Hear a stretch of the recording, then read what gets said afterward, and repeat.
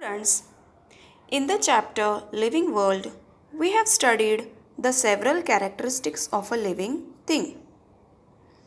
Our first characteristic was growth.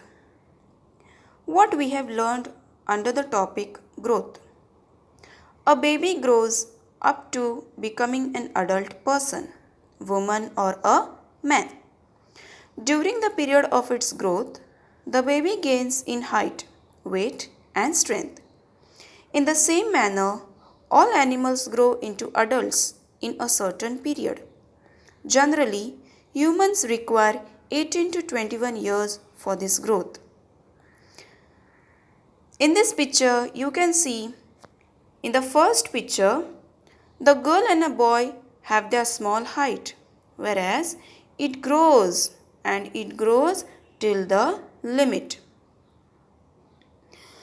A dog also grows, a hen, a chicken grows. What can you see in the growth of a plant? First, the plant was very small. See here. The plant is just like a sapling. But later on, when the lady and a man became old, the plant is growing. So that means each one has the growth different. They are not same. Here you can see a sapling. A sapling is planted in a pot and few days later it grows. Therefore, the tied thread becomes loose. The pictures of a banyan and a coconut tree show you that banyan tree grows wider whereas coconut tree grows taller. All plants have their growth different. Our next characteristic was food is necessary for growth. Here you can see that photosynthesis is a kind of process which helps in growth of plant. What is exactly photosynthesis? Sunlight is taken by the plant leaves and with the help of sunlight and nutrition and water present in the soil, the food is prepared by its own in a plant body. This is called the process of photosynthesis. Also, you can see that water and minerals are present in the soil where plants absorb it.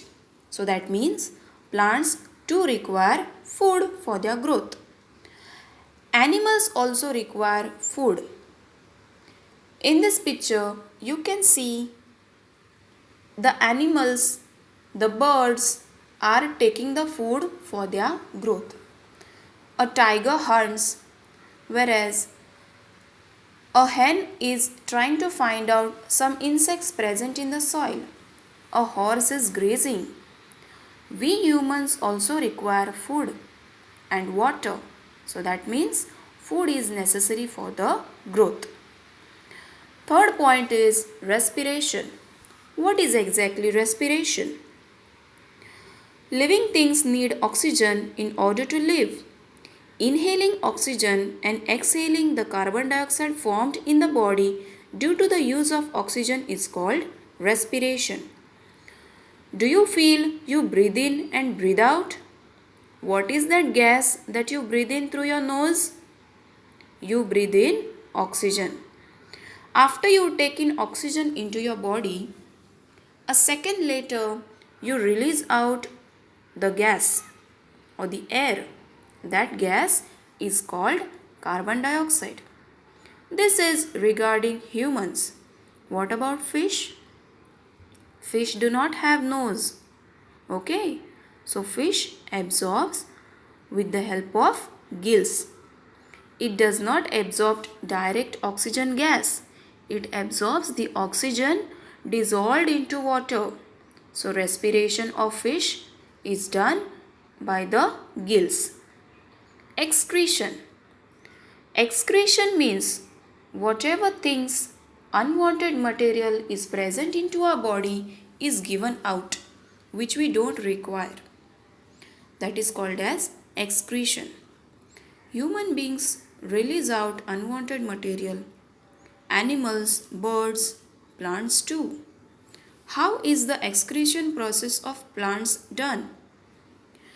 When the excretion process is about to take in the plants, plants release the leaves present on it. You can see that a tree is shaded. Leaves of the tree are fallen down. That is the process of excretion. Responsiveness to stimuli and movement. Responsiveness means the process of which whenever you touch or when you feel like, that is the giving of response. You can see it very easily in a plant of mimosa. It is called as touch me not plant.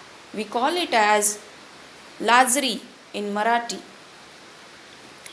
When you take a pin and you prick it on your skin, what do you feel?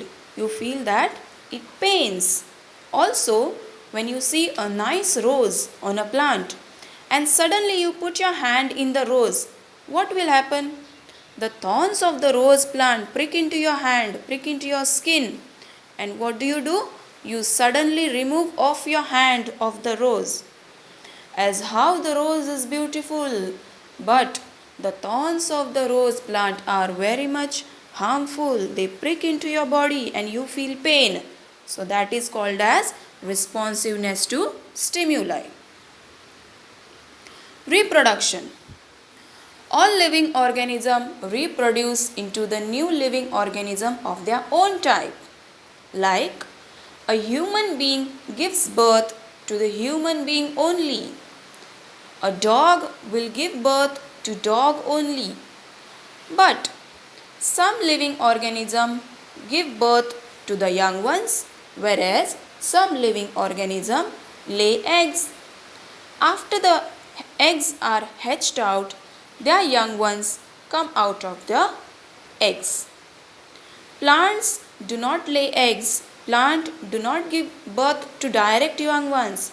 Plants give birth in the form of a new plant sapling. So, all living organisms reproduce. Plants reproduce in the form of cuttings. Also, they reproduce by their leaves. A definite lifespan. This explains us about each and every living organism has its own lifespan. Lifespan means the life of living period.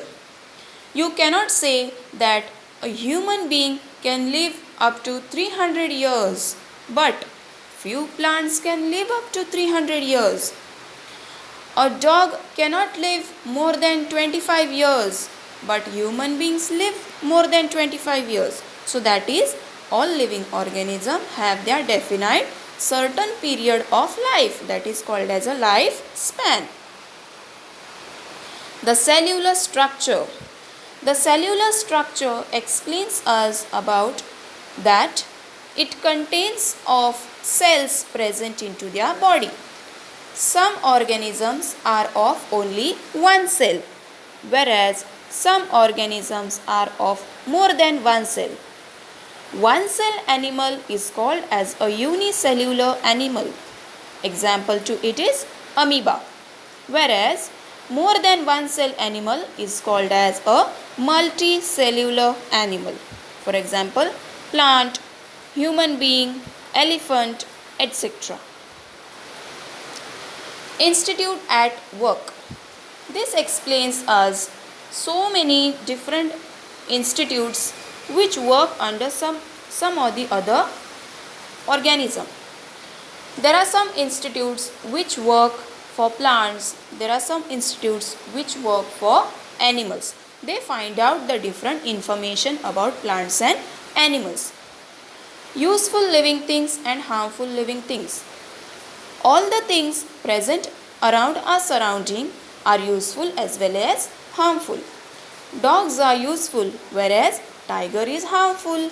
Snake, rabbit, these are all living organisms, but snake is harmful. Lizards are harmful. Datura plant is also a harmful.